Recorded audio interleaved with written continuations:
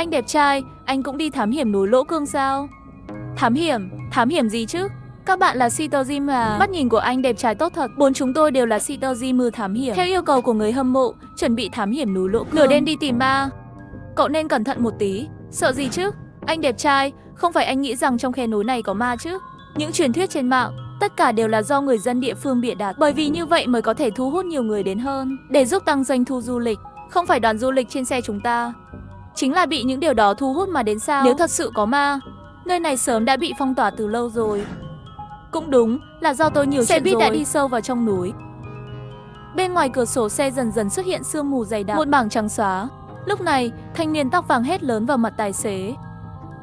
Sư phụ, sương mù dày như vậy còn muốn tiếp tục lái sao? Yên tâm đi, tôi là tài xế lâu năm. Tôi đã lái con đường này mấy chục năm rồi. Chắc chắn không có vấn đề gì. Hy vọng là vậy, nếu không ông có trái cây ngon ăn đấy. Ngay lúc này, xe đột nhiên tắt máy. Tốc độ cũng chậm hơn chút. Trời à, sư phụ, không phải ông nói không có vấn đề gì sao? Thật xin lỗi, có lẽ động cơ có cặn carbon. Chỉ cần đốt lại là được rồi. Cậu cứ yên tâm đi. Vậy còn không nhanh lên, còn lề mề gì nữa chứ? Sau khi xe tắt máy, tốc độ giảm xuống đến mức thấp nhất. Xe hoàn toàn bị dừng lại. Ngay lúc này, bên trong xe đột nhiên tối đen lại. Trong vài giây, sau khi tài xế đốt động cơ xong, bên trong xe lại sáng lên. Có một tiếng kêu lớn, làm nam Sito Jim giật mình. Chỉ thấy một nữ Sito Jim đối diện đang che miệng của mình, vô cùng hoảng sợ. Điều gì đã khiến cô ấy sợ hãi như vậy? Không phải điều gì khác, nam Sito Jim ngồi bên cạnh cô ấy. Trên người của nam Sito Jim này đã máu thịt lẫn lộn, nhìn qua giống như đã bị hàng trăm con dã thú gặm vậy. Hắn nghiêng đầu, đôi mắt đẫm máu nhìn thẳng về phía Khương Ngôn. Trên núi Lỗ Cương này chẳng lẽ thật sự có thứ gì đó sao? Thanh niên tóc vàng vừa kinh ngạc vừa tức giận. Đứng lên và nhìn xung quanh, kẻ rớt chất bạn của mình chắc chắn là trong nhóm người này. Rất nhanh, đôi mắt của hắn hướng về một gã đội mũ đen, tức giận chạy qua, nắm lấy cổ áo anh ta.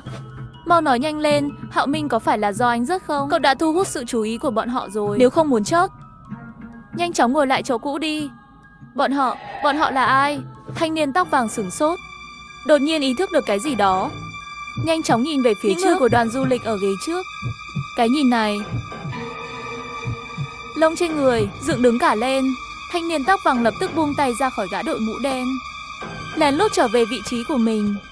Khương Ngôn cũng những người đó dọa cho sợ hãi không ít. Những người này trông không giống người sống. Làm sao đây? Xuống xe sao? Nhưng bây giờ xe chạy quá nhanh, nếu làm vỡ kính, có thể đánh thức những người này một lần nữa. Hơn nữa tôi còn dẫn theo bạn gái, một người còn dễ, hai người thì khó rồi. Sau một hồi suy nghĩ, Khương Ngôn cũng không có cách nào khác, liền thấp giọng hỏi gã đội mũ đen. Đại ca, có phải anh biết cái gì không? Bởi vì anh trông không giống người bình thường. Gã đội mũ đen nhìn Khương Ngôn một cái, có chút ngạc nhiên. Tôi là ai không quan trọng, điều quan trọng là phải sống sót. Chỉ có nhìn thấu quy tắc trong xe này mới có thể sống tiếp.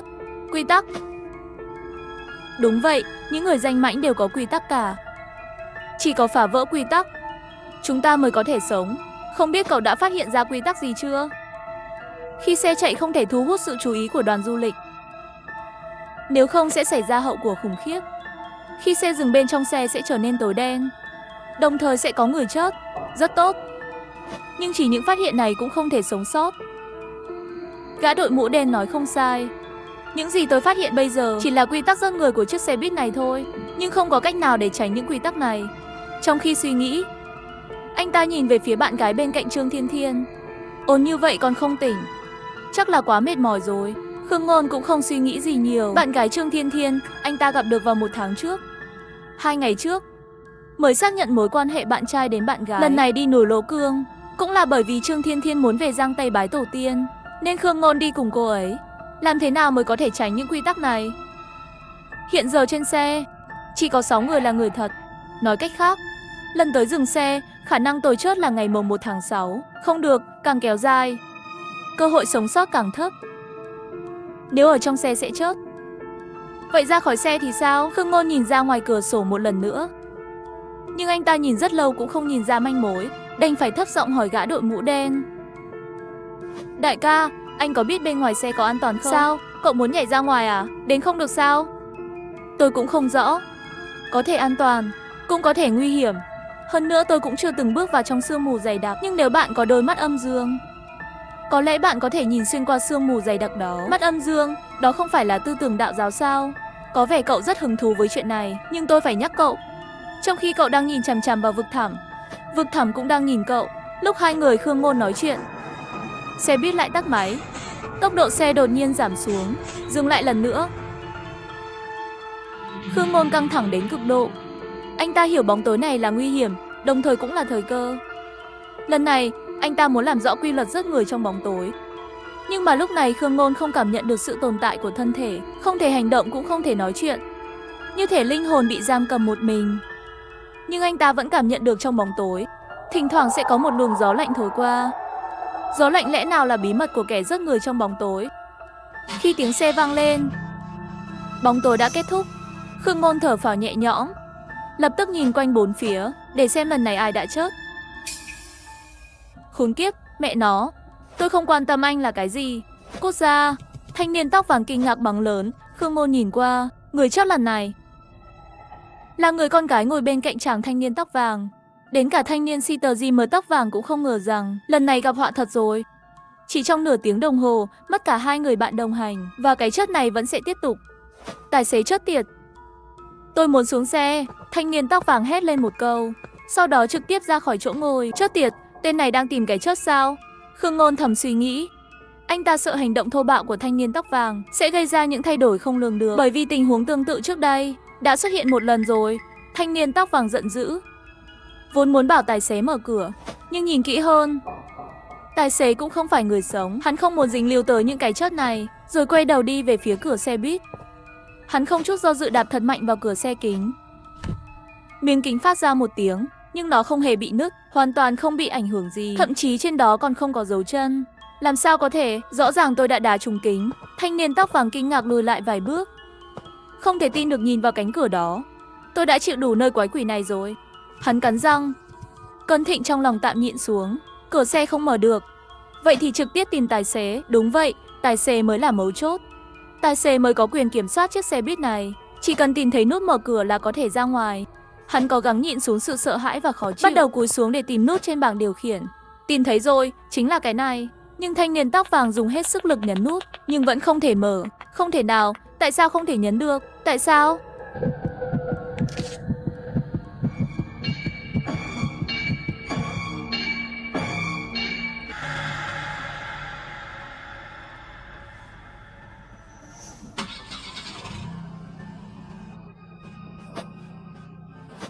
Tiếng hét lần này đến từ Trương Thiên Thiên. Bởi vì ngay khi cô ấy tỉnh dậy, đã thấy cái đầu máu ở đối diện. Im lặng, đừng làm bọn họ chú ý. Khương Ngôn biết lần này là thanh niên tóc vàng bị rớt, và đội thám hiểm của anh ta giờ chỉ còn lại một người con gái. Cầu xin anh, hãy cứu tôi. Muốn tôi cứu cô? Cô có thể gì cho tôi cái gì? Tôi có thể cho anh bất cứ thứ gì anh muốn. Tôi có tiền, tôi có thể cho anh thật nhiều tiền. Tôi chưa muốn chết, tôi sẽ đưa tiền cho anh. Chỉ cầu xin anh cứu tôi. Gã mũ đen sợ tiếng ồn đánh thức Đoàn Du Lịch, cau mày, lên tiếng bảo, ngồi xuống bên cạnh tôi đi. Nghe thấy câu này, người con gái ngạc nhiên. Lúc này Trương Thiên Thiên đang sợ hãi ôm lấy cánh tay của Khương Ngôn. Khương Ngôn, chúng ta có phải sẽ chết ở đây không? Yên tâm, chúng ta sẽ không sao đâu. Chúng ta phải luôn bên nhau, đừng tách ra, được không? Đến mê mơ, được. Giờ chỉ còn 4 người sống trên xe. Lần sau dừng xe, cái chết sẽ có một nửa khả năng chọn mình và Trương Thiên Thiên. Nghĩ đến đây Khương Ngôn bắt đầu lo lắng. Anh ta có một chút manh mối, nhưng không chắc chắn lắm, cho nên quay đầu hỏi gã đội mũ đen. Đại ca, anh có tìm thấy quy tắc khác không? Tất nhiên phát hiện rồi. Cái này còn phải cảm ơn tên tóc vàng vừa nãy. Đơn giản mà nói, miễn là không ảnh hưởng đến hoạt động của tài xế, xe buýt sẽ không dừng lại. Nhưng quy tắc này không phải là không có cách giải. Chỉ cần ở trên xe thật yên tĩnh là có thể qua được. Đúng như tôi nghĩ. Nhưng có thể anh đã bỏ qua một ý. Cậu còn tìm thấy gì nữa? Tục ngữ nói đúng, nơi nguy hiểm nhất lại là nơi an toàn nhất. Ngược lại, nơi an toàn nhất chính là nơi nguy hiểm nhất. Chúng ta ngồi yên ở chỗ ngồi, không muốn thu hút sự chú ý của Đoàn Du Lịch và tài xế. Nhìn ra thì có vẻ an toàn, thực ra lại là nguy hiểm nhất. Có nghĩa là, đến có một loại khả năng, Đoàn Du Lịch và người tài xế không được đụng đến. Tất cả là để hạn chế hành động của chúng ta, mà không hành động thì không thể tìm được đường sống. Vì vậy, cậu định hành động như thế nào? Rất đơn giản, đập xe. Đập xe. Mặc dù tôi không biết tại sao cậu lại đưa ra quyết định như vậy. Cái kết quả tên tóc vàng lúc nãy cậu cũng biết rồi. Hắn đã cố hết sức cũng không thể làm hỏng xe buýt. Có thể thấy, chiếc xe buýt này thật ra không hề tồn tại. Nói ngược lại, thì chiếc xe buýt này thật ra cũng là quỷ. Tôi biết, vì vậy tôi mới quyết định làm thế. Trong lúc hai người đang nói chuyện, xe buýt lại ngừng hoạt động. Bóng tối lại đến. Cô ấy chót rồi. Không sao, đừng sợ. Khương Ngôn vừa an ủi vừa nhìn về phía gã đội mũ đen. Từ khi gã đội mũ đen lên xe đến khi xe buýt rớt người, mỗi lần gã đội mũ đen đều rất bình tĩnh. Khương Ngôn chắc chắn hắn có biện pháp gì đó giữ mạng. Không ngờ anh lại may mắn như vậy. May mắn, ở thế giới kỳ lạ này không tồn tại sự may mắn. Đừng đặt mạng sống của cậu lên thứ không có thật này. Anh nói cũng đúng, mạng của mình thì phải tự mình làm chủ. Sao? Vẫn muốn đập xe? Tôi đề nghị đập xe đương nhiên có lý do của tôi. Bởi vì tôi đã phát hiện ra quy luật thứ 3 của chiếc xe buýt này. Hơn nữa còn là quy tắc quan trọng nhất. Là sao? Đến ý nghĩa sự tồn tại của chiếc xe buýt này. Ý nghĩa sự tồn tại. Không ai rảnh rỗi để nghĩ về ý nghĩa sự tồn tại quái lạ này. Vì vậy, những người đó cũng không thể phá vỡ các quy tắc. Không phải sao? Đến anh tự tin vậy à? Vậy ý nghĩa sự tồn tại của chiếc xe buýt này là gì? Thực ra, tôi cũng không rõ ý nghĩa sự tồn tại của chiếc xe buýt này. Nhưng anh có phát hiện không? Xe buýt này khi hoạt động bình thường, luôn duy trì những gì xe buýt nên có. Những cái xác này, tất cả đều tận tâm đóng vai hành khách và tài xế. Ý anh là, đến đúng. Quy tắc thứ 3, tất cả mọi thứ trong chiếc xe buýt này giống như một chiếc xe buýt thật. Tất nhiên, chúng tôi là người ngoài, không hề nằm trong quy tắc này. Cũng chính vì vậy, xe buýt mới dừng lại rớt người. Loại trừ những người ngoài như chúng ta, để duy trì cái quy tắc này, cho nên cậu muốn đập vỡ xe là muốn phá hủy hoàn toàn cái quy tắc này. Về cơ bản phá hủy cái quy tắc này. Nhưng làm thế nào để cậu phá hủy xe buýt? Vừa rồi kết quả của thanh niên tóc vàng cậu cũng nhìn thấy rồi. Chiếc xe buýt này không thể bị phá hủy bằng tác động. Nói thật với bạn, bức tường của xe buýt này cũng có một sức mạnh quỷ. Vậy thì chỉ có dùng quỷ mới có thể chống lại quỷ. Có lẽ anh đúng. Chỉ có dùng quỷ mới có thể chống lại quỷ. Nhưng tôi có cái này đến sao có thể? Tại sao bạn có thể cầm lấy cái búa an toàn này? Tôi nhớ vừa rồi thanh niên tóc vàng cố gắng bấm nút mở cửa, không được. Tại sao? Lý do rất đơn giản. Bởi vì nó hợp lý. Gặp trường hợp khẩn cấp, hành khách dùng búa an toàn đập vỡ cửa sổ là hợp lý. Nhưng thanh niên tóc vàng đó đụng vào là bảng điều khiển của tài xế. Điều này là không hợp lý. Chờ một chút. Cậu điên à? Cậu có biết mình đang làm gì không? Vẫn chưa rõ ràng sao? Tôi đang đập vỡ cửa sổ, có vẻ như cậu không biết. Nói thật cho cậu biết, từ khi tôi phục hồi quỷ dị cho đến nay, tuy tôi chưa bao giờ vào những hiện tượng này, nhưng theo làng tin của tổ chức, quỷ dị của sự phục hồi đang ẩn náu bên trong đám sương mù này. Bên trong tràn ngập rất nhiều điều quái lạ rất đáng sợ chưa biết trước. Nếu cậu làm vỡ cửa sổ, những thứ quỷ dị trong sương mù sẽ nhân cơ hội tràn vào. Những gì anh nói thực ra tôi sớm đã đoán rồi. Nếu đã như vậy, vậy tại sao cậu còn muốn đập vỡ cửa sổ? Cậu muốn chớt vậy sao? Bởi vì tôi không muốn chớt. Tôi mới muốn đập vỡ cửa sổ xe. Chúng tôi không giống anh, chỉ là người bình thường, đối mặt với những thứ quỷ dị không có chút kháng cự nào. Lần dừng xe tiếp theo, một trong số tôi và Thiên Thiên sẽ chớt. Đây là điều tôi không thể chấp nhận. Thay vì bị xe buýt rớt chớt, tốt hơn là đập vỡ nó. Thì ra là vậy. Nhưng cậu đã bao giờ nghĩ xe buýt này có thể rớt người, nhưng cũng đang bảo vệ chúng ta? Cậu cũng đã tìm ra quy tắc của xe buýt rồi. Nói không chừng lần dừng xe tiếp theo, chúng ta có thể tìm ra cách giải quyết. Nhưng nếu cậu làm vỡ cửa sổ xe, nó sẽ đem đến những điều quỷ dị chưa biết trước. Các người chắc chắn sẽ chớt. Những gì anh nói cũng có lý. Nhưng nếu trước khi lần dừng xe tiếp theo đến, vẫn chưa tìm ra cách, tôi sẽ đập vỡ cửa sổ. Nói xong Khương Ngôn nhìn Trương Thiên Thiên. Lúc này Trương Thiên Thiên cũng đang nhìn anh ta với vẻ mặt bất lực. Đột nhiên Khương Ngôn dùng búa an toàn gõ vào cửa sổ. Chớt tiệt. Tên tiểu tử cậu đánh lén à? Gã đội mũ đen sợ hãi, nhanh chóng vẫy tay áo khoác đen. Chiếc áo khoác này không biết là làm từ thứ gì, dưới sự điều khiển của hắn, kéo dài như dây cao su. Sau đó chặn lỗ hổng trên cửa sổ. Hóa ra lá bài của anh chính là chiếc áo khoác này. Cái này là thứ gì vậy? Con có thể kéo dài đến cậu điên à?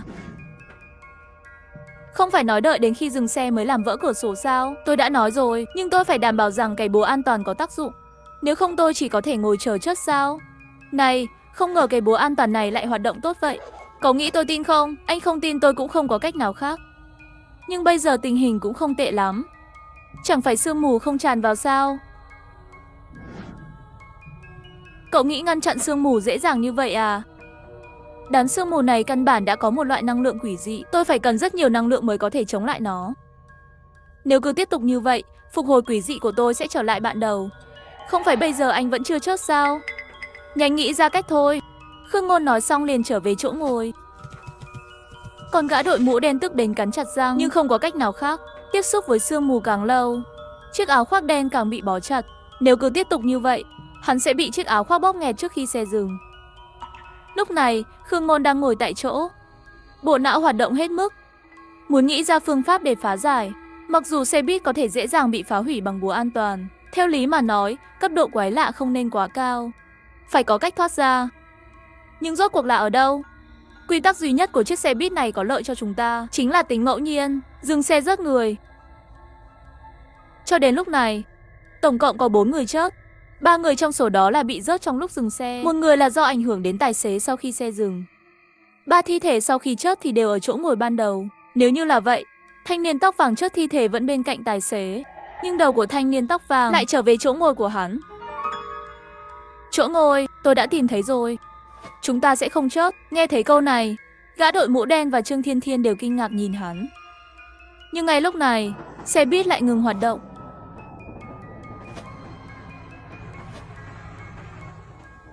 Ba người còn chưa kịp phản ứng, lại bị bóng tối vây lấy. Nhanh, ngồi vào chỗ có xác chết đi.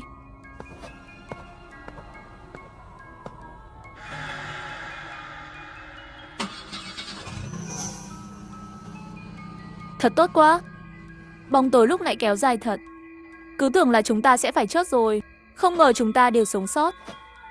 Thật không ngờ đó cậu đẹp trai, đúng là chân nhân bất lộ tướng, như nhau cả mà. Vậy tiếp theo đây phải làm sao? Lần sau bóng tối đến sẽ không dễ trốn như vậy nữa đâu.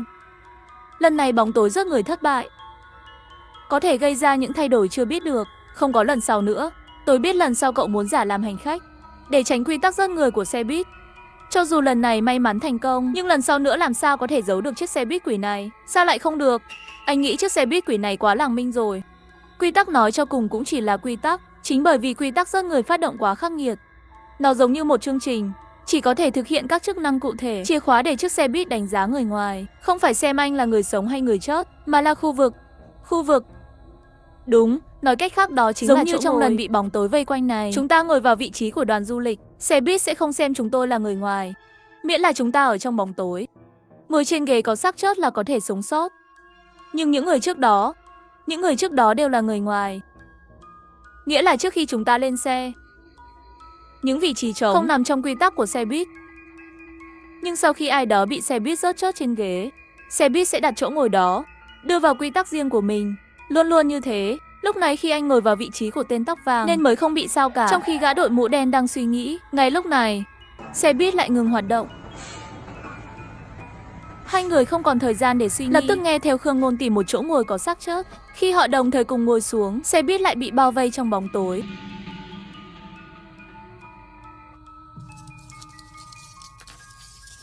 Tên tiểu tử kia, không phải cậu nói ngồi trên chỗ có xác chết thì sẽ không sao à? Tại sao tôi lại cảm thấy ngày càng lạnh hơn vậy? Gã đội mũ đen cố gắng hết sức mở chiếc áo khoác quỷ, nhưng cũng không chống lại được cái giá lạnh này, làm cho hắn càng hoảng sợ. Không có tác dụng. Làm tí nhiệm vụ có sai sót sao? Chiếc xe buýt quỷ này cấp quỷ dị không phải cấp D mà là cấp B. Thời gian kéo dài một lúc, cái lạnh dần dần giảm bớt. Tiếng của xe buýt lại vang lên.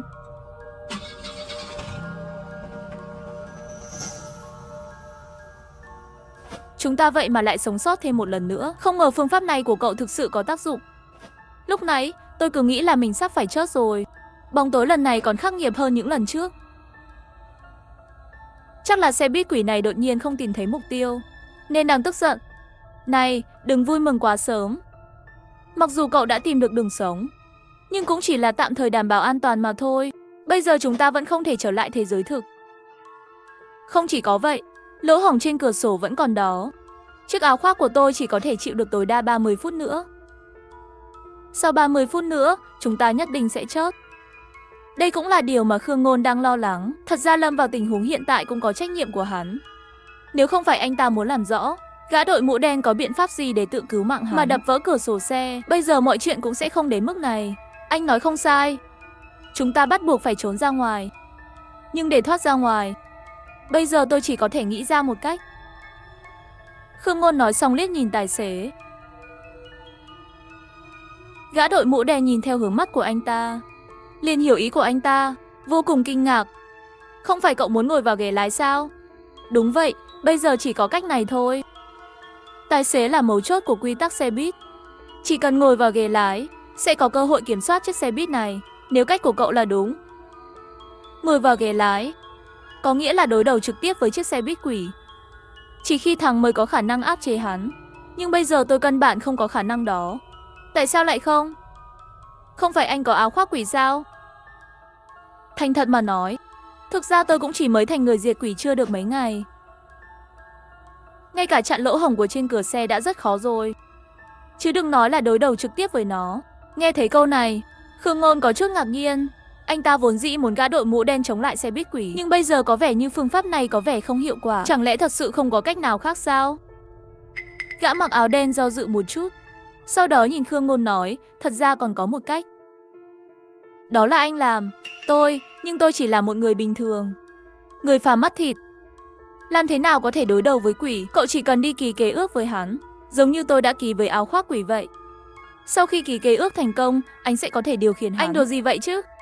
Tôi hoàn toàn không biết làm thế nào để ký khế ước cả đến cậu qua đây.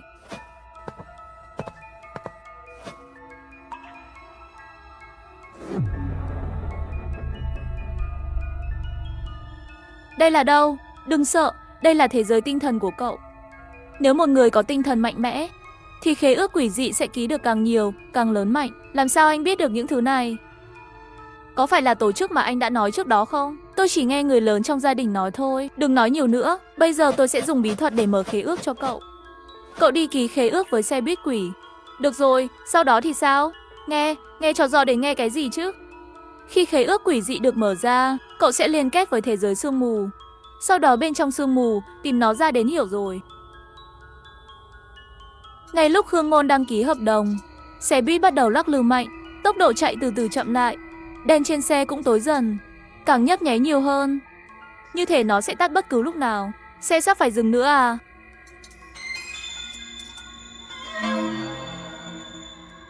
Đại ca, những xác chết này đang di chuyển. Mau ra khỏi chỗ ngồi, chớp tiệt, những cái xác này đã hồi phục quỷ dị rồi. Phục hồi quỷ hồi. Đúng vậy, những người này đều bị chiếc xe buýt quỷ này rớt. Bây giờ, Khương Ngôn đăng ký khế ước với xe buýt. Xe buýt quỷ nhất định sẽ phản kháng, làm cho quỷ trong những cơ thể này sống lại. Tiểu tử chớp tiệt. Cậu còn chưa ký xong nữa à? Còn một chút nữa. Mau lên, nếu không tất cả chúng ta sẽ chốt ở đây. Có vẻ như để đáp lại lời nói của hắn, xác chốt của đoàn du lịch quả nhiên đã đứng lên. Hôm nay thời tiết thật lạnh. Các cậu cũng đi Hồng Nguyệt Làng à? Các cậu cũng đi Hồng Nguyệt Làng à? Được rồi, không nghĩ tới cậu thật sự thành công khống chế được xe buýt quỷ. Nhưng bây giờ tình hình có vẻ không mấy lạc quan. Hai thi thể này vẫn chưa dừng lại. Đừng vội, tôi ký khế ước với xe buýt. Bây giờ có thể áp chế những xác chết này rồi. Các người đang làm gì vậy? Ngồi vào chỗ của mình đi, hoặc là cút ra khỏi xe. Vừa nói xong, lúc này xác chết bắt đầu run lên. Xác chết tấn công Trương Thiên Thiên ngậm miệng lại, không còn phát ra âm thanh. Xác chết tấn công gã đội mũ đen cũng thu lại mùi thối rữa.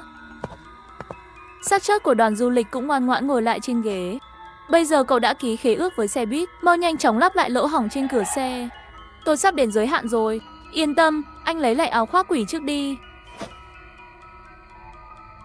Sau khi Khương Ngôn nói xong, cửa của hai bên xe buýt trở nên trong suốt. Lỗ hổng đang biến mất. Cùng lúc đó, sương mù bên ngoài cửa sổ cũng dần tan, cho đến khi từ từ biến mất. Thật sự đã trở lại rồi. Đúng vậy, bởi vì xe buýt quỷ có thể di chuyển giữa thực tế và sương mù. Điều này thật bất ngờ. Thiên Thiên Làng của em còn cách bao xa nữa? Không xa lắm ạ. Ngay phía trước. Đi thêm vài phút nữa là đến rồi. Đi thôi, em sẽ dẫn đường. Tôi quên hỏi. Làng của cô tên là gì? Làng Công Nguyệt.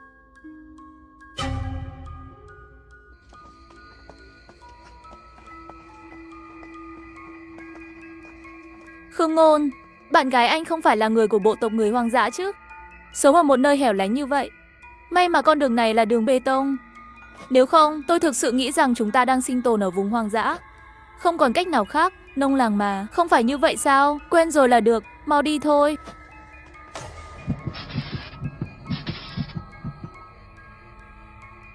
Có chuyện gì vậy? Không sao chứ? Không có gì, chỉ là đột nhiên hơi khó chịu thôi. Có thể là di chứng sau khi ký khế ước với chiếc xe buýt quỷ đó. Đây là hiện tượng bình thường. Mới ký khế ước cần có một thời gian thích ứng. Cậu cũng được xem là người diệt quỷ rồi. Một số kiến thức về quỷ dị tôi cũng có thể nói với cậu rồi. Tông khi ký khế ước với quỷ thường được chia thành 5 cấp độ. Trong đó, hiện tượng quỷ dị ở cấp D xảy ra ở địa điểm cố định, luật giết người rất khắc nghiệt. Hơn nữa số người chết nhiều nhất chỉ có mấy người. Liên quan đến các hiện tượng tương ứng với cấp C xảy ra ở những nơi khác nhau, quy tắc giết người cũng tương đối đơn giản. Giống như áo khoác quỷ của tôi, đó là điển hình liên quan đến cấp quái dị C. Cấp quái dị B, phạm vi ảnh hưởng càng lớn hơn. Không thể kiểm soát, có thể phá hủy cả một thị trấn. Xe buýt quỷ hẳn là thuộc về cấp này. Đối với cấp quái dị Anh có những hiện tượng vô cùng nguy hiểm. Không kiểm soát được có thể phá hủy một thành phố. Tất nhiên, loại hiện tượng này hiện tại tôi chưa từng tiếp xúc qua. Cấp quái dị EC càng không cần nói. Đúng rồi, cấp độ quái dị không phải là cố định. Vì một số lý do đặc biệt, một số quỷ dị có thể phát triển nhanh chóng trong thời gian ngắn. Sau khi nghe gã đội mũ đen nói, Khương Ngôn càng hiểu hơn về tình hình của quỷ dị. Nhưng Khương Ngôn cũng có chút bất an. Anh ta cảm thấy độ khủng bố của chiếc xe buýt quỷ đó không chỉ có như vậy. Bởi vì anh ta kiểm soát chỉ là một phần sức mạnh của chiếc xe buýt quỷ đó. Nhanh đi thôi, ở trên núi mà các anh nói về ma quỷ, làm cho em sợ chết khiếp.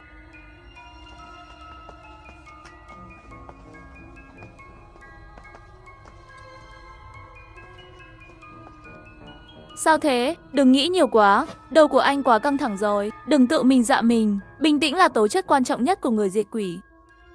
Hơn nữa, chúng ta có tới 2 người diệt quỷ, cho dù trong làng có gì quái lạ, tự bảo vệ chắc là không thành vấn đề. Cũng đúng, nhưng không biết có phải là ảnh hưởng của hồi phục quỷ dị không? Chiếc xe buýt quỷ bên trong luôn khiến tôi cảm thấy bất an. Không cần quan tâm nó, đây là hiện tượng bình thường, quen rồi là được. Nhanh lên đi, bạn gái của cậu sắp đi mất rồi kìa.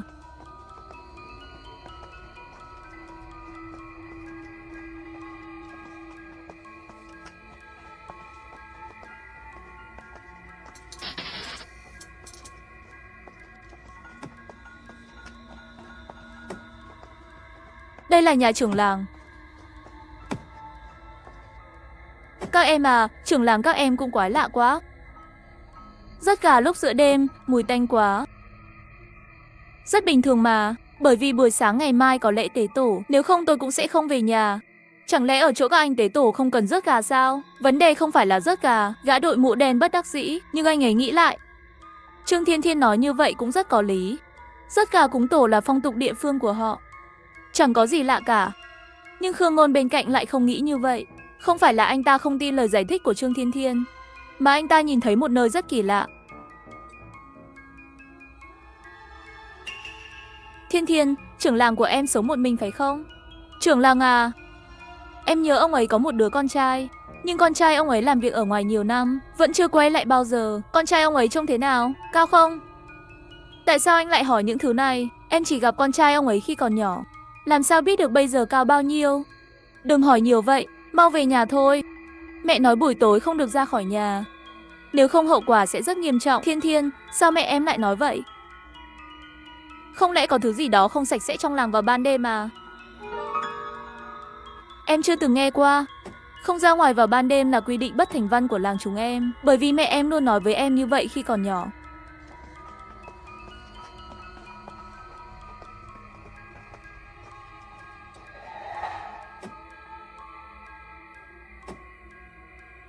Được rồi, đến rồi, đây là nhà em. Lúc này chắc mẹ em cũng đã ngủ rồi. Các anh cũng thấy điều kiện nhà em khá đơn giản. Một phòng mẹ em đang ngủ. Vì vậy Khương Ngôn tối nay chịu khó chen chúc ngủ với em vậy. Còn tôi thì sao? Ủy khuất cho đại ca ngủ một đêm trên cái ghế này cũng thôi. Được, gã đội mũ đen cũng không phàn nàn gì. Dù sao cũng trở thành người diệt quỷ, miễn là trong một môi trường an toàn, chính là nghỉ ngơi tốt nhất. Trước khi đi ngủ, Trương Thiên Thiên khóa cửa phòng khách và giọng điệu nghiêm túc nói với gã đội mũ đen. Đại ca, nhất định không được ra ngoài vào ban đêm. Nếu không sẽ có chuyện xấu xảy ra. Biết rồi, yên tâm đi. Trương Thiên Thiên sau khi đi thì tắt đèn phòng khách. Cả phòng khách bỗng nhiên tối đen. Trong chốc lát, phòng khách rất yên tĩnh, chỉ có tiếng tích tắc của đồng hồ. Ngay cả phòng ngủ nơi mà Khương Ngôn đang ở cũng không có âm thanh gì. Ha ha, xem ra thằng nhóc này không được. Còn sớm như vậy mà không có âm thanh gì.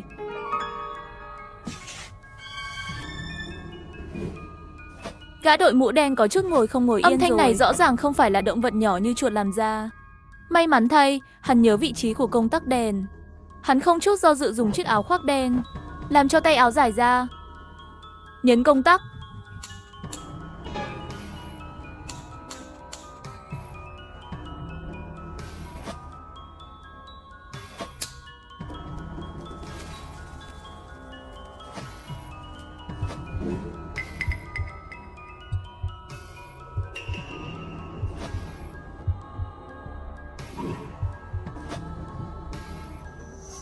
Chỉ dựa vào cậu mà cũng muốn giết tôi à? Đợi đã. Đừng giết tôi, mau mau ra khỏi đây đi. Cô gái đó là quỷ. Mau ra khỏi đây đi. Cô gái đó là quỷ. Cậu nói Trương Thiên Thiên là quỷ. Gã đội mũ đen kinh ngạc nhìn bức ảnh trước mặt. Trong lòng không thể không cảm thấy nghi ngờ, không thể nào. Dựa vào thời gian tiếp xúc, cô ta rõ ràng là một người sống. Cô ta có suy nghĩ độc lập cũng có cảm xúc. Ngoài ra, tôi cũng không cảm thấy oán khí từ cô ta. Tốt nhất cậu nên đưa ra một câu trả lời khiến cho tôi hài lòng. Nếu không đừng trách tôi không khách sáo. Cơ thể thật của cô gái đó là một con quỷ ngụy trang. Cô ta có thể nuốt thần lực. Trương Thiên Thiên thật đã chết rồi. Quy tắc giết người của con quỷ ngụy trang là danh tính bị phát hiện. Nếu như anh biết rõ thân phận của nó sẽ nuốt chửng thần lực của anh và chiếm lấy cơ thể của anh. Vì vậy, ngay cả khi bạn là người diệt quỷ, cũng không thể nó là một con quỷ, đến quỷ ngụy trang. Tại sao tôi phải tin cậu? Và tại sao bạn lại nói với tôi điều này? Thực ra tôi cũng là người diệt quỷ. Giờ anh đang nhìn thấy là ý thức trước khi chết còn sót lại trên bức chân dung này. Tôi không có nhiều thời gian. Tôi giúp các anh, chỉ muốn các anh thoát khỏi làng này. Sau đó tìm một người tên là Cố Phong, nói với anh ta một câu. Anh ta chết rồi. Đúng rồi, mọi người trong làng này đều là. Nếu Trương Thiên Thiên thực sự là quỷ, chết rồi. Gã đội mũ đen la lên một tiếng, vội vã đến phòng ngủ của Khương Ngôn chuẩn bị mở cửa. Nhưng cho dù anh ta có làm gì, tay nắm cửa cũng không mở được. Cửa bị khóa rồi. Chết tiệt không mở được. Còn khóa cửa. Khương Ngôn, ra đây, tôi có chuyện muốn nói với cậu. Gã đội mũ đen đập cửa liên tục mấy lần, cũng hét lên mấy lần, vẫn không có động tĩnh gì. Tiêu rồi, Khương Ngôn chắc phải là bị gì rồi chứ. Gã đội mũ đen có linh cảm không tốt. Cùng lúc đó, thuốc lá trong tay bỗng nhiên tắt. Mẹ kiếp, hôm nay thuốc lá quỷ sao lại đốt nhanh như vậy? Chẳng lẽ trong phòng khách này còn có quỷ? Làm sao bây giờ, Khương Ngôn có thể đã chết rồi. Đáng tiếc cho một người diệt quỷ giỏi như vậy. Hay là tự tôi đi trước? Không được, đêm khuya như thế này tôi chạy đi đâu được. Thì cái làng này có lẽ ban đêm bên ngoài càng nguy hiểm hơn. Đã lâu như vậy rồi, không có thứ gì tấn công mình. Phòng khách này có vẻ an toàn. Hy vọng con quỷ ngụy trang no rồi sẽ không quan tâm đến mình. Nhưng mà sống phải gặp người, chốt phải thấy xác chết. Nếu không, không biết phải nói thế nào với vị đại nhân kia. Gã đội mũ đen quay lại ghế sofa, cẩn thận nhìn bốn phía. Lúc này, trong phòng ngủ, Khương Ngôn đang nằm trên giường, quay lưng lại với Trương Thiên Thiên, giả vờ là đã ngủ. Hôm nay xảy ra rất nhiều chuyện. Bây giờ nhớ lại, Trương Thiên Thiên xuất hiện quá đột ngột. Chỉ mới 1 tháng ngắn ngủi, chúng tôi đã xác nhận mối quan hệ. Hơn nữa, cũng có một số tiếp xúc thân thể như nắm tay với em ấy. Không khác gì với người bình thường. Sự khác biệt duy nhất là cơ thể quá già. Trước đây mình cứ tưởng là do thể chất, nhưng bây giờ nằm trên giường, nhìn kỹ lại mọi chuyện xảy ra hôm nay mới phát hiện ra mình quá bất cẩn. Trên xe buýt quỷ, gã đội mũ đen không bị tấn công là bởi vì hắn là người diệt quỷ. Và mình không bị tấn công, giờ xem ra là bởi vì tấm hoàng phù được tề tu tặng. Khương Ngôn, tôi vừa xem một quẻ. Lần này cậu đi núi Lỗ Cương không tốt lắm. Nếu cậu nhất định phải đi, mang theo cái này. Tớ đảm bảo trong những thời điểm then chốt cậu sẽ không sao. Cả 4 người Shitojima đều chớp. Nhưng Trương Thiên Thiên một lần cũng không bị chọn trúng. Không có khả năng, em ấy cũng có gì đó cứu mạng. Bây giờ nhìn lại, cơ thể giá của em ấy rất giống với cái lạnh của chiếc xe buýt quỷ. Đều là cái lạnh của quỷ. Tôi thực sự mất não rồi. Vậy mà giờ lại đang ngủ với một con quỷ. Tiêu rồi. Thiên Thiên, sao còn chưa đi ngủ? Em đói rồi.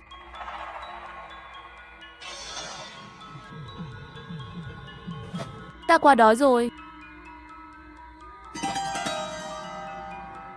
Chờ đã, hôm nay anh còn chưa chuẩn bị. Lần sau nhé.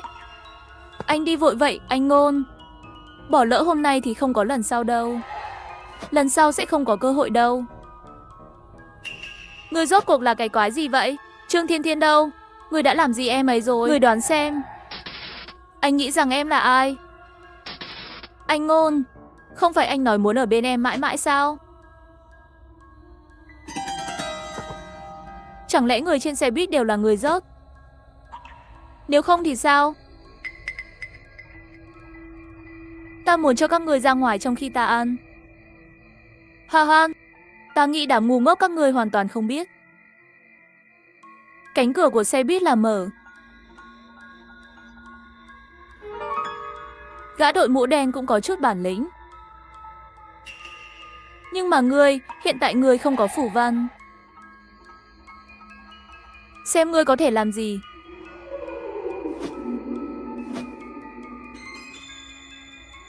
Nào, đến đây để ta nếm thử. Chỉ một miếng, ta đã thèm 1 tháng hơn rồi. Chị gái nếu đã đợi hơn 1 tháng rồi, sao không đợi thêm vài ngày nữa? Chị gái? Người gọi ai là chị gái? Nếu không phải 1 tháng trước, vì đánh nhau làm tổn thương bổn nguyên. Nếu không, sao phải đợi 1 tháng hơn để dụ ngươi lên làng Hồng Nguyệt chứ? Chờ buổi tế lễ ngày mai. Ăn thịt người nhất định sẽ thăng tiến. Sau đó sẽ là con quỷ mạnh nhất ở đây. Ha ha ha ha.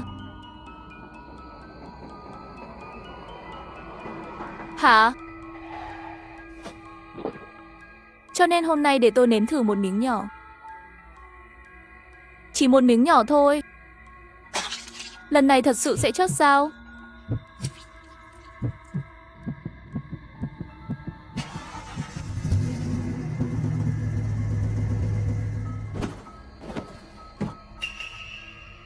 Làm sao có thể? Quỷ vực, làm sao ngươi có thể có quỷ vực?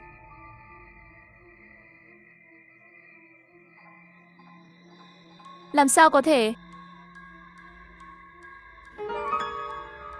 Cháu trai ngoan, hôm nay để ngươi đi trước. Lần sau gặp lại, ta nhất định sẽ ăn thịt người. Cuối cùng cũng sống sót rồi. Quỷ vực sao? Quả nhiên không phải là thứ bây giờ tôi có thể kiểm soát được. Không biết gã đội mũ đen kia như thế nào rồi. Động tĩnh lớn như vậy cũng không đến giúp tôi. Trời sáng rồi sao? Nhất định phải sớm rời khỏi chỗ này thôi. Cậu chưa chắc, không đúng. Rốt cuộc cậu là ai? Cái gì mà tôi là ai? Tôi Khương Ngôn này. Lúc nói chuyện tôi đều như vậy. Anh cũng không biết vào giúp tôi. Một mình tôi ở trên giường. Khương Ngôn sao có thể? Con ma ngụy trang đó, theo như tôi thấy, ít nhất là cấp anh. Cậu là người mới vừa trở thành người diệt quỷ. Làm sao có thể sống sót? Nếu ngươi nói ngươi là Khương Ngôn, ngươi có dám để tôi kiểm tra không? Đến làm sao để kiểm tra? Anh làm cái quái gì thế? Mặt tôi đầy thuốc lá. Không hề sao, Khương Ngôn, cậu thật sự còn sống. Tuyệt quá, tôi tưởng tôi sẽ mất. Một người diệt quỷ tốt rồi chứ. Tránh xa tôi ra. Hơn nữa, đây là cái gì? Đây gọi là thuốc lá quỷ. Khói bốc ra sau khi chấm thuốc. Có thể làm cho quỷ có thể hiện nguyên hình. Ở một mức độ nhất định, cũng có thể đối phó với quỷ. Tất nhiên, thuốc lá quỷ trong tay tôi tốt hơn một chút. Cho dù là quỷ cấp Anh cũng có thể khiến nó lộ ra nguyên hình. Đúng rồi, con quỷ ngụy trang đó đâu? Chạy rồi. Khương Ngôn, không thể không nói mạng của bạn lớn thật. Ngủ với quỷ cả đêm cũng có thể sống sót. Đâu có gì là may mắn, nó nói cái gì mà quỷ vực. Hơn nữa còn quỷ ngụy trang đó vốn đã bị thương. Quỷ vực, câu vậy mà đã thức tỉnh quỷ vực. Chiếc xe buýt quỷ của cậu rõ ràng không đến cấp Anh. Tôi cũng không biết. Lúc đó tôi nghĩ chắc chắn mình sẽ chốt rồi, nhưng đột nhiên cảm thấy trong thân thể có âm thanh gì đó. Sau đó vừa mở mắt, con quỷ ngụy trang đã chạy đến sát bên tường rồi. Còn nói một số lời khó hiểu rồi bỏ chạy đi. Đúng rồi, sao anh biết hắn là quỷ? Tôi phải tốn mất một bao thuốc lá quỷ mới biết được. Làm sao có thể dễ dàng nói cho cậu biết? Cậu hãy nhìn phòng khách này trước đi. Có gì khác với tối qua không? Khác sao? Bức chân dung trên đó biến mất rồi đến không sai. Trương Thiên Thiên là con quỷ ngụy trang. Chuyện này chính là cái người bên trong bức chân dung nói cho tôi biết. Hắn nói lúc còn sống hắn cũng là người diệt quỷ. Còn nhờ tôi giúp gửi một câu nói cho một người tên là Cố Phong. Được rồi, cái khác để nói sau đi. Bây giờ trời sáng rồi, chúng ta mau chạy đi. Khương Ngôn và gã đội mũ đen rời khỏi nhà Trương Thiên Thiên. Vốn là nhà của Trương Thiên Thiên, cách lối vào chỉ mười mấy phút đi bộ. Nhưng bây giờ hai người họ đã đi gần 1 tiếng rồi. Cũng không thấy cổng vào làng. Còn không hiểu sao lại đi vào một khu rừng trúc. Không thể thế được, trên đường đi cũng không có ngã ba đường. Sao lại đi vào rừng trúc? Đúng vậy, tôi nhớ khi đến có một cổng ở lối vào làng. Tôi còn nhìn lại rất lâu. Bây giờ đi lại lạc vào một rừng trúc. Không lẽ ở đây còn có quỷ? Đến cũng đến rồi, bất kể nó là cái gì. Đi xem thử đã. Nếu như ra ngoài được thì sao? Cũng được, cho dù có quỷ. Miễn là chúng ta không kích hoạt quy tắc của nó là được. Đi thôi.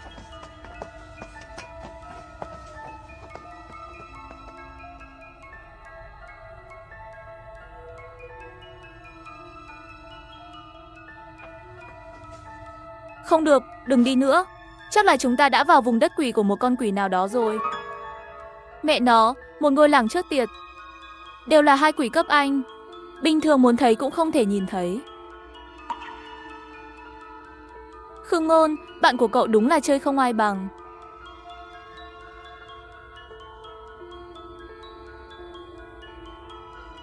Cậu là vừa mới vào nghề.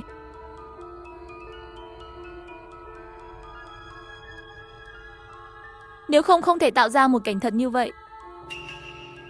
May mà cậu đã thức tỉnh quỷ vực. Cậu mau dùng quỷ vực xem có thể tìm được lối ra không. Đừng sợ. Loại quỷ vực quy mô lớn này chỉ dùng để nhốt người. Sức mạnh sẽ yếu đi đến vậy được.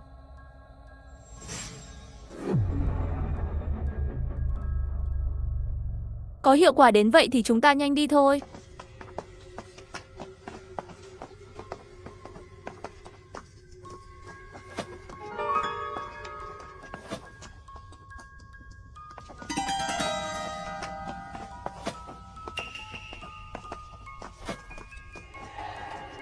Đinh, anh có cảm thấy có gì đó đang theo chúng ta không? Không có, chẳng lẽ là bởi vì cậu mở quỷ vực nên nhận thức mạnh lên rồi? Lần này tôi cũng cảm thấy rồi. Thật sự có cái gì đó, chắc là bên trong rừng trúc này. Chắc là con quỷ đó đã mở quỷ vực rồi.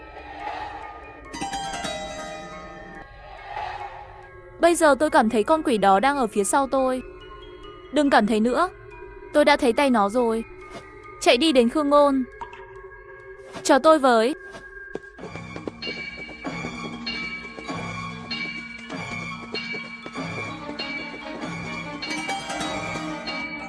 Tiêu rồi, con quỷ đó càng đến gần chúng ta hơn rồi. Chuyện gì vậy? Theo lý, chắc là không kích hoạt quy tắc giết người của nó. Hay là chúng ta từ lúc bước vào rừng trúc đã kích hoạt rồi. tiêu rồi, con quỷ đó đã bắt đầu vào quỷ vực của mình, tấn công mình rồi.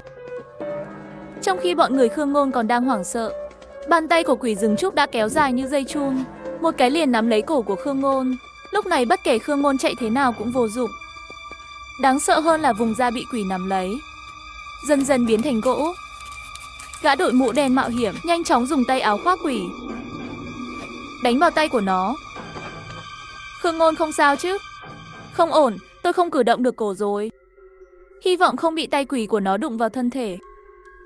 Nếu bị tay của nó chạm vào sẽ bị biến thành gõ. Bây giờ phải làm sao? Cho dù anh có quỷ vực, thêm tôi, hai chúng ta bây giờ cũng không phải đối thủ của nó. Khương Ngôn biết là không thể kéo dài thêm nữa. Nghe này, quỷ vực tầng 2 mở. Khương Ngôn còn chịu được không? Vẫn ổn, chạy về phía trước nhanh đi. Khi tôi vừa mở quỷ vực tầng 2, cảm nhận được phía trước có lối ra. Đi thôi. Dừng lại, thả tôi xuống. Tôi sắp bị anh lắc đến ngất luôn rồi. Xin lỗi nhé, tình hình khẩn cấp. Không nghĩ nhiều như vậy, gã đội mũ đen sau khi thả Khương Ngôn xuống liền nhìn xung quanh. Đột nhiên giật mình, chuyện gì đang xảy ra vậy? Chẳng lẽ chúng ta vẫn đang ở trong quỷ vực? Không thể, chúng ta đã thoát khỏi phạm 6 của quỷ vực rồi. Bạn xem những cây trúc này đều là trúc xanh, mà tôi nhớ cây trúc trong quỷ vực cây trúc có đốm. Hình như quỷ vực còn ở phía sau. Chúng ta tiếp tục đi về phía trước đi. Vài phút sau, hai người ra khỏi rừng trúc, nhưng sau khi nhìn thấy cảnh trước mắt, mẹ nó vẫn không ra được. Gã đội mũ đen mắng một tiếng, bởi vì bây giờ họ vẫn còn ở trong làng.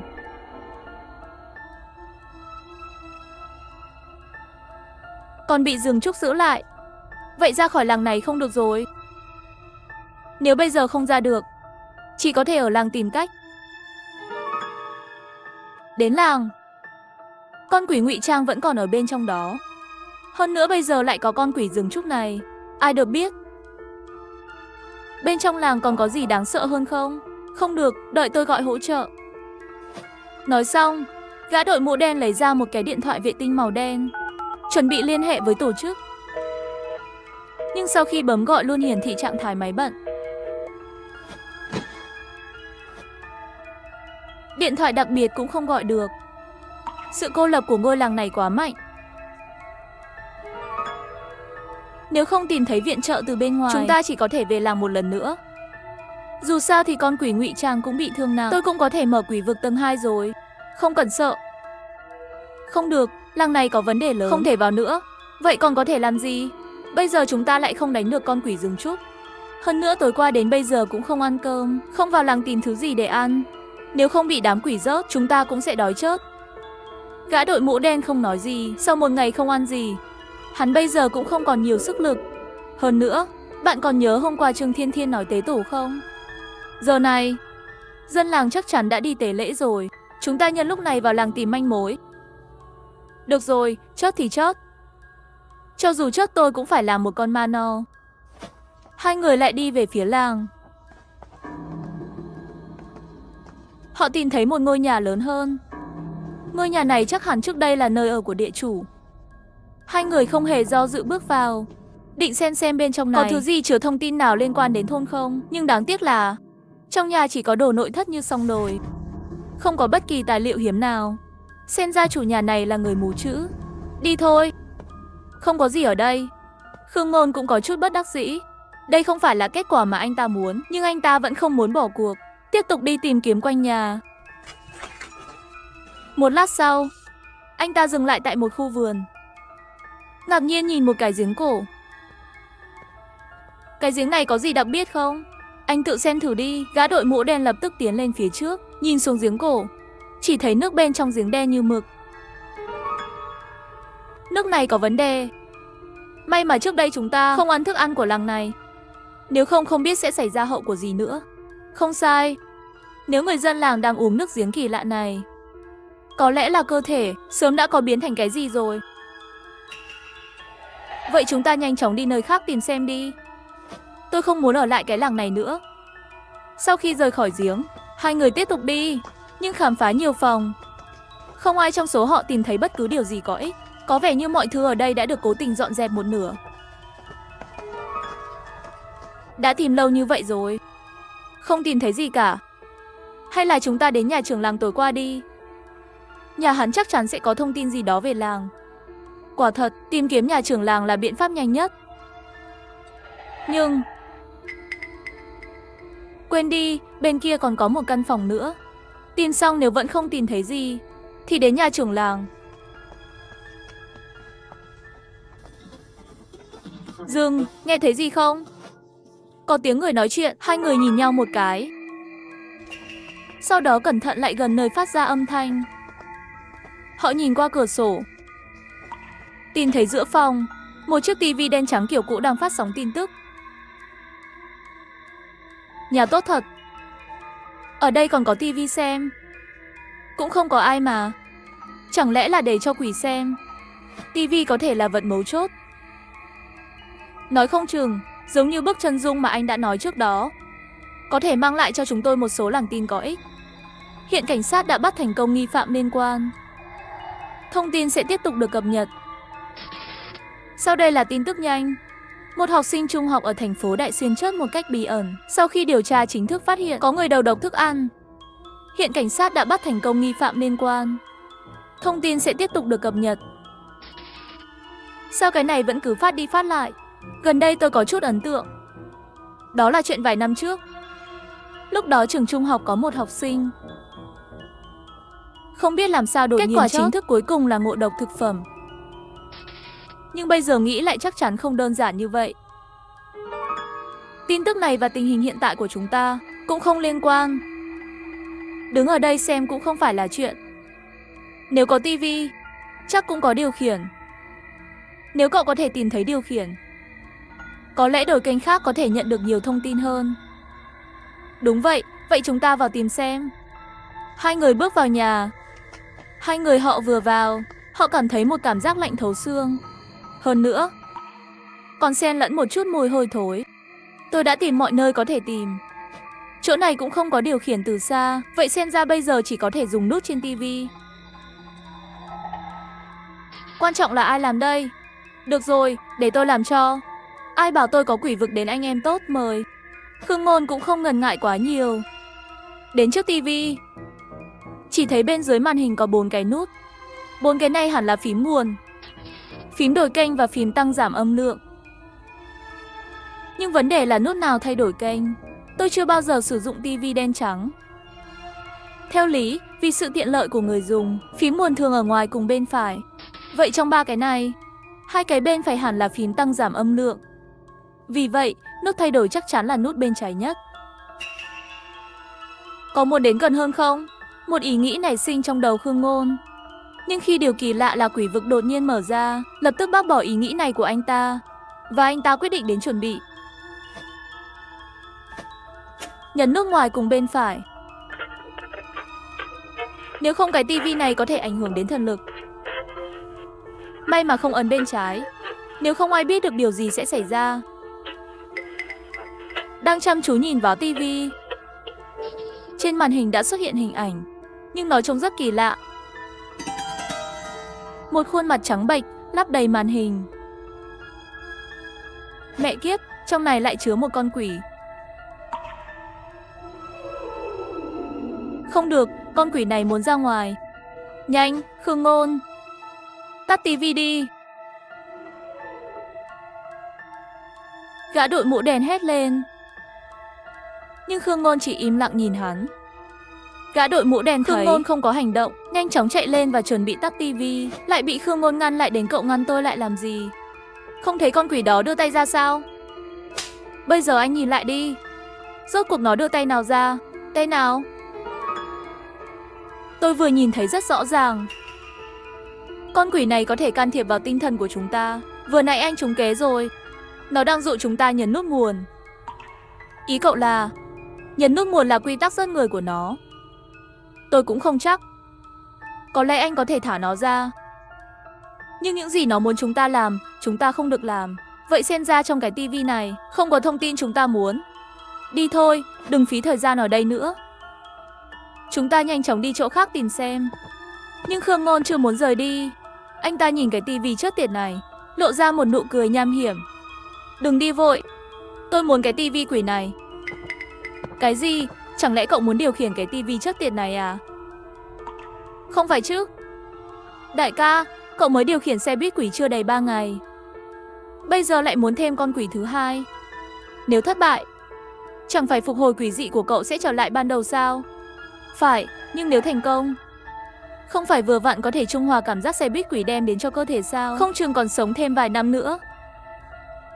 Nhìn thế nào cũng là một khoản lợi nhuận nhỏ. Thực ra khi nhìn thấy chiếc tivi quỷ này, chiếc xe buýt quỷ trong cơ thể tôi rất khao khát nó. Tivi quỷ này dường như là một phần của chiếc xe buýt quỷ. Và kiểm soát tivi quỷ, tôi có thể dùng quỷ vực mạnh hơn. Chúng ta sẽ có nhiều cơ hội trốn thoát hơn.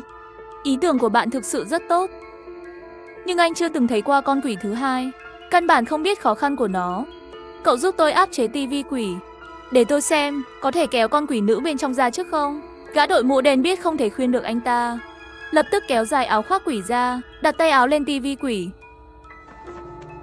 Không được, quỷ nữ đã trốn rồi. Có vẻ như tôi phải cho nó một ít đồ cứng rồi. tivi lập tức bị búa an toàn đập một lỗ hổng lớn bằng lòng bàn tay. Trước đây tôi còn không biết. Cho đến khi tôi không cẩn thận mở quỷ vực tầng 2, tôi mới biết cái búa an toàn này lại lợi hại đến vậy. Khương Ngôn nhìn vào từ lỗ hổng. Bên trong tivi là một màu đen, nhưng đôi mắt đỏ của người phụ nữ đang nhìn chằm chằm anh ta trong bóng tối. Xem ra nếu muốn lấy tivi quỷ, trước tiên phải tìm cách kéo con quỷ nữ này ra. Tất nhiên khi nhấn nút nguồn, quỷ nữ cũng sẽ ra ngoài. Nhưng điều này chắc chắn sẽ kích hoạt quy tắc giết người của tivi quỷ. Không được, không thể lại mạo hiểm. Hay là trước tiên dùng quỷ vực trước đã. Xem thử quỷ vực tầng 2 có thể vào đó không. Trong chốc lát, Khương Ngôn đã mở ra quỷ vực tầng 2. Độ sáng trong nhà tăng gấp đôi. Bên trong tivi cũng được chiếu sáng một chút. Không được. Xem ra quỷ vực tầng 2 không thể áp chế con quỷ này. Khương Ngôn thu hồi quỷ vực, từ bỏ việc tìm cách vào bên trong tivi. Nhưng ngay lúc này, màn hình vốn đã tắt đột nhiên sáng lên lại. Một cánh tay đột nhiên thò ra, một cái liền bắt lấy cánh tay của Khương Ngôn. Không xong rồi, chút nữa đã quên bên trong tivi còn có một con quỷ. Bây giờ nhớ lại, trước đó trong tin tức trên tivi có 2 người dẫn chương trình. Sức mạnh của con quỷ này thật lớn, một mình không thể làm được. Đại ca, giúp tôi. Gã đội mũ đen lập tức dùng áo khoác quỷ đặt thẳng vào tay con quỷ. Nó lập tức buông Khương Ngôn ra, chuẩn bị rút lại vào tivi. Nhanh lên, anh mũ đen cùng nhau kéo nó ra ngoài. 2 người tốn rất nhiều công sức, cuối cùng kéo được một người ra khỏi tivi. Người này không giống như người dẫn chương trình nam trên tivi trước đó. Cậu quan tâm hắn làm gì? Có lẽ là tivi này có chức năng làm đẹp thì sao? Người này tôi có chút ấn tượng. Hình như là người diệt quỷ, kẻ đứng đầu người diệt quỷ thành phố Đại Xuyên, tên Phùng An. Quỷ mà anh ta điều khiển là quỷ gia. Từ tình trạng hiện tại xem ra, hắn ta sắp cận kẻ phục hồi quỷ dị rồi. Vận kẻ phục hồi quỷ dị, chẳng lẽ không còn được đưa cứu sao? Dù sao cũng là cấp đứng đầu thành phố của người diệt quỷ, chắc chắn biết làng tin về ngôi làng này. Gã đội mũ đen do dự một lát, sau đó rút ra một viên thuốc màu đỏ. Đây là thứ gì? Viên thuốc này có thể ức chế sự phục hồi quỷ dị, nhưng cái giá là lần sau phục hồi quỷ dị sẽ mạnh gấp đôi. Tình hình khẩn cấp, muốn cứu hắn chỉ có thể dùng biện pháp này thôi. Hy vọng đến lúc đó hắn ta không trách tôi. Gã đội mũ đen nói xong liền cho viên thuốc màu đỏ vào miệng Phùng An. Vài phút sau, Phùng An liền tỉnh lại. Nhìn 2 người, Khương Ngôn liền hỏi, các người là ai?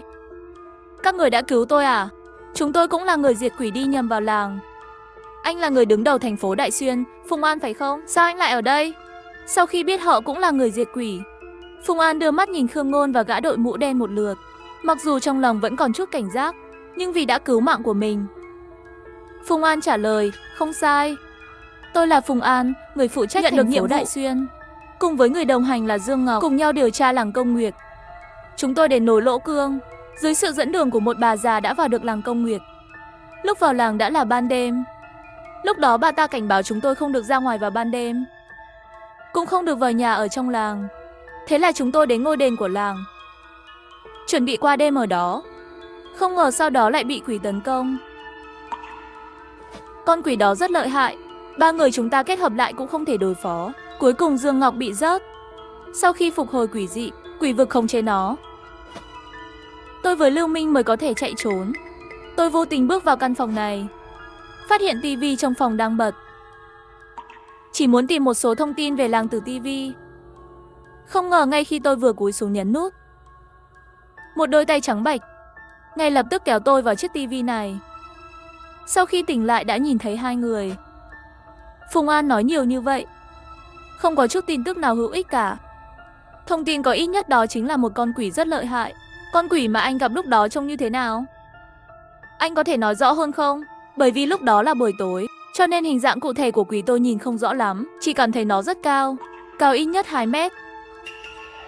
Một con quỷ có cấp rất cao, có chiều cao hơn 2 mét. Không lẽ là nó? Tiếp theo phải làm sao đây? Muốn đến nhà trưởng làng không? Đến nhà trưởng làng? Tuyệt đối không được. Còn nhớ bà lão dẫn đường mà tôi đã nói không? Bà ta cảnh báo chúng tôi không được vào nhà người dân, cho nên chúng ta mới đến đền qua đêm. Tên tiểu tử này, đến lời của bà ta ông cũng tin, còn xưng mình là người đứng đầu người diệt quỷ của thành phố Đại Xuyên. Giờ tôi nghi ngờ anh, có phải là đi cửa sao không? Nếu các anh không đến ngôi đền, có thể gặp con quỷ cao lớn kia không? Đối mặt với câu hỏi của gã đội mũ đen, Phùng An không nói nên lời. Thực ra hai chúng tôi cũng bị đưa dến. Chỉ là thứ đứa đưa chúng ta vào là một con quỷ. Bà già mà anh nói đến cũng có thể là do quỷ ngụy trang. Nhưng lời của bà già và lời của con quỷ ngụy trang có chút mâu thuẫn. Quỷ ngụy trang dẫn chúng tôi vào trong nhà người dân, nhưng cũng cảnh báo chúng tôi không được ra ngoài vào ban đêm. Đêm đó tôi cũng gặp chuyện kỳ lạ. Đèn và cửa trong phòng đều không mở được. Mặc dù nhà của người dân cũng có vấn đề. Nếu chúng ta đến nhà trưởng làng, vì phòng hẹp, nếu bị mắc kẹt bên trong thì rất nguy hiểm. Bây giờ là ban ngày, ngôi đền cũng tương đối trống. Cho dù có chuyện gì, ít nhất cũng có đường trốn thoát. Cho nên ý kiến của bạn là đến đền. Sau khi Phùng An nghe xong, bởi vì quá sợ hãi nên không muốn đến đền nữa. Ngôi đền là nơi quan trọng nhất của làng, bên trong nhất định phải có manh mối. Được rồi, vậy thì đi đến ngôi đền thôi. Nhanh chóng tìm manh mối để ra ngoài. Trước khi đi, Khương Ngôn quay lại nhìn tivi quỷ một lần nữa. Chiếc tivi quỷ này không thể ở đây được. Thứ không đoán trước được nhất định với nằm trong tầm kiểm soát của mình. Cả hai đều sửng sốt, không biết Khương Ngôn định làm gì. Đừng nghĩ rằng ngươi đang trốn trong tivi thì ta không thể làm gì ngươi. Khương Ngôn, cậu định làm gì vậy? Tôi sẽ mang cái tivi chớt tiệt này đi. Cậu điên à? Cậu sẽ mang cái thứ chớt tiệt này theo bên mình? Phải, cái tivi quỷ này không thể đặt ở đây được. Nếu như nó có thể nuốt được người diệt quỷ, cũng có thể nuốt chửng quỷ. Bây giờ để đây không quản, khi nó mạnh sẽ là rắc rối lớn. Nói xong Khương Ngôn lấy năng lực của xe buýt quỷ. Không gian xung quanh bắt đầu biến dạng, xe buýt quỷ lại xuất hiện. Đây có phải là con quỷ mà anh ta áp chế, một chiếc xe buýt quỷ à? Khương Ngôn trực tiếp cầm tivi, đem để vào trong xe buýt. Cút đi. Sau khi để tivi vào trong xong, liền thu lại xe buýt quỷ. Một thứ trong phòng lại trở lại hình dạng bình thường. Đi thôi, giờ này dân làng chắc sắp trở về rồi. Chúng ta không có nhiều thời gian nữa.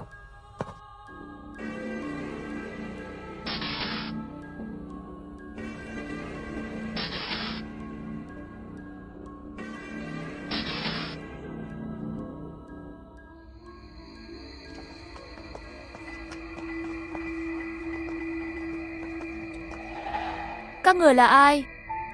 Địa điểm của tổ tiên. Người ngoài không được vào theo ý muốn. Có người bảo chúng tôi chỉ đi ngang qua đây, nhìn thấy tòa nhà này rất độc đáo, chỉ nghĩ đến nói đến xem thôi. Không ngờ đó là ngôi đền của các bạn. Xin lỗi vì đã làm phiền. Chết tiệt, anh ta vừa xuất hiện vào giờ này. Không phải tôi nói anh, một ông già có gì phải sợ. Làm trực tiếp là xong rồi. Nếu làm thế, tất cả chúng ta sẽ chết ở đây. Ý anh là trưởng làng đó có vấn đề gì không? Đúng vậy, tôi đã kiểm tra anh ta trước đó, nhưng lập tức bị linh dị kháng cự mưu sát. Trưởng làng này tuyệt đối không phải người. Ngay cả sự kỳ lạ của bạn cũng có thể chống lại. Mức độ khủng bố của trưởng thôn này sợ là không bình thường. Nhưng trưởng làng này có vẻ không khác gì người bình thường. Chẳng lẽ hắn là lần các ngươi nói quỷ cải trang biến thành?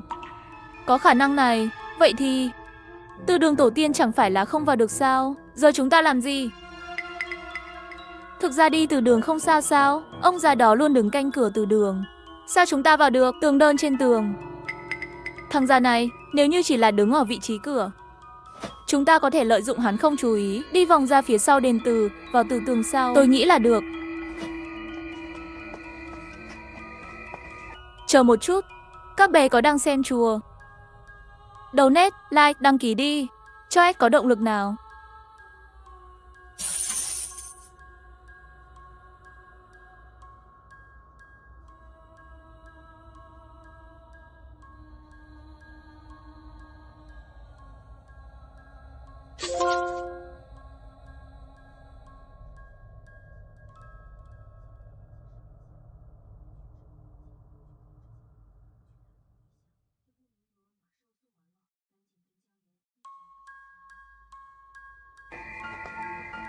Đến đây đi. Bức tường này khá cao, nhưng hãy nhìn tôi. Làm mẫu cho bạn trước. Lấy đà nhảy. Nhảy cao 3 mét. Lần này hắn không trực tiếp nhảy qua, chỉ muốn nhảy lên và xem chuyện gì đang xảy ra bên trong. Nhưng một điều kỳ lạ đã xảy ra. Khi anh ấy nhảy lên cao nhất, bức tường vẫn chắn trước mặt hắn. Không thể nào. Một bức tường cao 2 mét. Cái nhảy vừa rồi của tôi là khoảng 3 mét. Sao vẫn bị che? Như không tin vào điều này, máu xông lên não. Lần này anh ta nhảy cao 10 mét. Trước mặt hắn vẫn là bức tường đó. Anh chàng này không giỏi lắm sao? Có phải là ma không? Có thể. Cho dù tôi nhảy cao bao nhiêu, bức tường này sẽ chặn trước mặt tôi, làm cho tôi không thể nhìn thấy cảnh tượng trong đó. Chưa kể phải nhảy qua. Vậy thì sao? Chẳng phải chỉ có đi cửa chính sao? Để vào linh đường này. Nhưng có lão già kia vẫn luôn canh gác ở cửa chính. Khương Ngôn, nếu không bạn thử dùng quỷ vực của bạn xem có thể xâm nhập được không? Tốt nhất trực tiếp mở một lỗ cho nhà tù ma này. Được không? Tôi sẽ thử. Bức tường này lại trực tiếp chặn đường lực của tôi. Trực tiếp mở ra hỏa lực thứ hai. Sau khi nâng cấp lên tầng thứ hai, cuối cùng cũng có thể từ từ làm xói mòn bức tường. Bức tường bắt đầu vỡ. Xem Khương Ngôn cố gắng hơn nữa.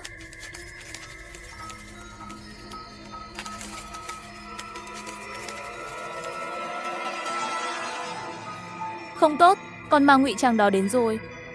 Ngụy trang thành ma đẹp như vậy, chắc là anh ta không nghe thấy. Khương Ngôn còn bao lâu nữa? Gã già đó sắp tới rồi. Còn 2 phút rưỡi nữa là được rồi. Đừng 2 phút rưỡi nữa, chạy đi. Xin vui lòng, tôi nói là nhằm vào tôi, nhưng muốn rớt tôi thì không dễ đâu. Cho tôi một cú đấm. Chuyện gì đang xảy ra vậy?